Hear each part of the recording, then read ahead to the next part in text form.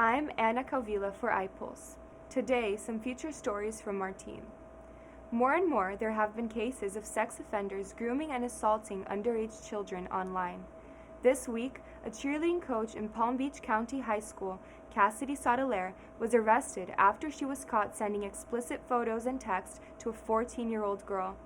In the text, the 27-year-old tried to lure the girl to meet with her so they could smoke and engage in sexual activity together. The girl reported this behavior to the Boynton Beach police.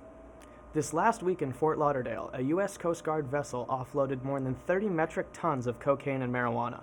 The narcotics are estimated to have a value of over $1 billion. This is one of the biggest drug busts in recorded history and is a reminder of the recent surge of narcotics coming in from Colombia, the #1 producer of cocaine in the world. The Biden administration has since made plans to increase the U.S. government's budget for Border and Port Patrol. The administration hopes that by increasing the budgets, less narcotics would be able to be moved through U.S. ports and eventually shut down the drug trafficking in Florida ports. For iPulse, I'm JT Scott. The former abolitionist paper, The Emancipator, has been brought back after 172 years. First published in 1833, the newspaper was exclusively devoted to ending slavery. Recently, Boston Globe co-editors Amber Payne and Deborah Douglas are launching its reprinting this year. Douglas stated, quote, "We are targeting anyone who wants to be a part of the solution to creating an anti-racist society because we think that leads us to our true north, which is democracy," end quote. I'm Gretchen Lemke Peña with iPulse. Donald Trump on Monday launched his own version of a social media app named Truth Social, after being banned from Facebook, Twitter, and YouTube. The former president launched the app in response to mainstream social apps limiting his speech online. Truth Social was available for download to a limited number of people who subscribed and pre-ordered. Others faced difficulties getting into the app and were placed on a wait list up to 10 days. Even subscribers reported being shut out of the app for hours. I'm Clifton Haskin for iPulse. For many years, athletes on the U.S. women's soccer team have been arguing for equal pay and treatment. This past Tuesday, they finally reached an agreement. The women's soccer athletes would receive a multi-million-dollar payment. In addition to the settlement, the Federation has agreed to pay the women athletes the same as their male counterparts. Included in the terms was that the $24 million will be shared between several dozen current and former players, including some of the most decorated and well-known athletes. The money is a sign that the Federation understands that the men and women were compensated unfairly for years. Alex Morgan, a striker and former co-captain of the women's national team, said, quote, "I think it was just extremely motivating to see organizations and employers admit their wrongdoing and us forcing their hand and making it right." For iPulse, I'm Louis Eisenberg. As tensions continue to rise between Russia and Ukraine, Russian state TV has painted Russia as saviors to the ethnic Russians who live in the Donbass and Luhansk regions of eastern Ukraine. Russian President Vladimir Putin has claimed what is now happening in the Donbass region is genocide. Prominent news anchors such as Dmitry Kiselev have started using similar rhetoric, comparing what is happening in the Donbass region to the many atrocities committed by Nazi Germany during World War II. Russian news networks have even claimed that Ukraine has been the aggressor, with troops invading eastern Russia first. Ukraine has dismissed these allegations as misinformation. While public support for Russian involvement in Ukraine is high, many remain skeptical. Moscow resident Sergei, who only gave his first name, said, "It's terrible. It's very bad. As usual, nobody asked us about anything. The economic repercussions are economic repercussions for us, not the ruling elite." I'm Brian Ryder for iPulse News.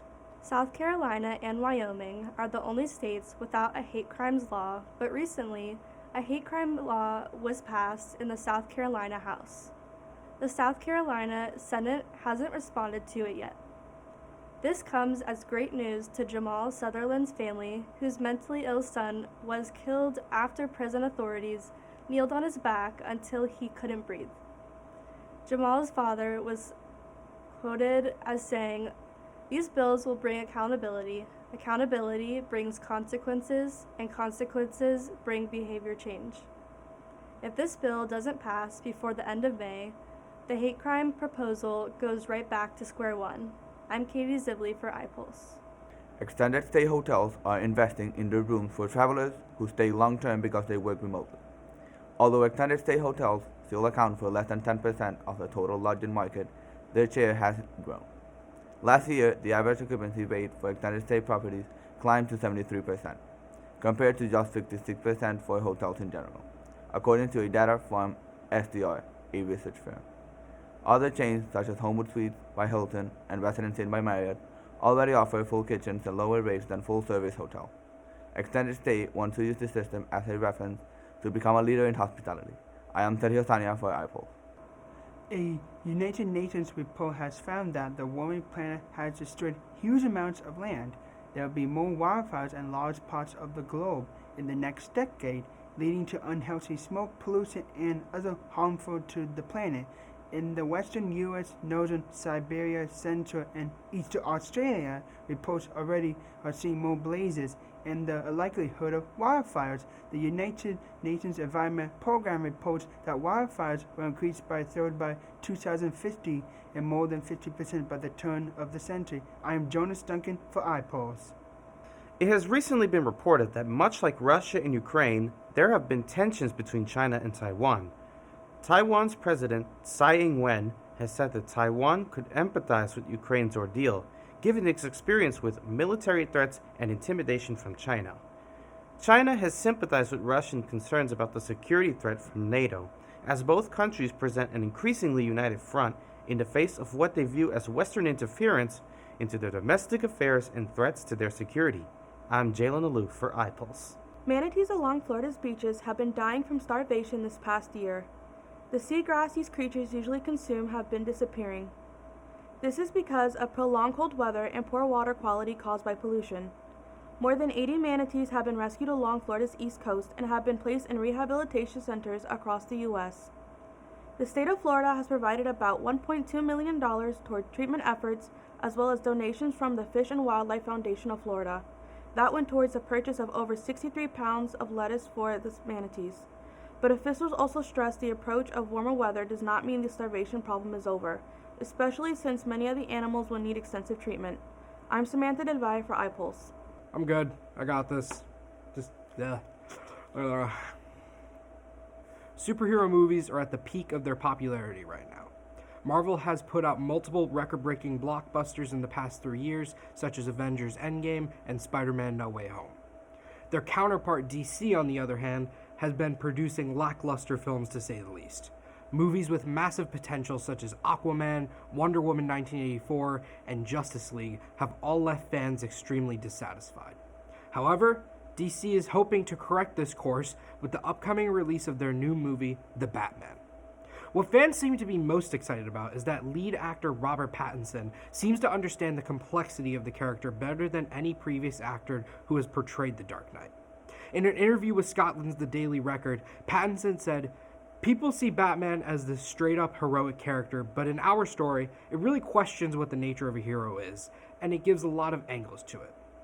That's all we have here today. For all of us here at iPulse, I'm Jonah Cole, signing off. We'll see you soon.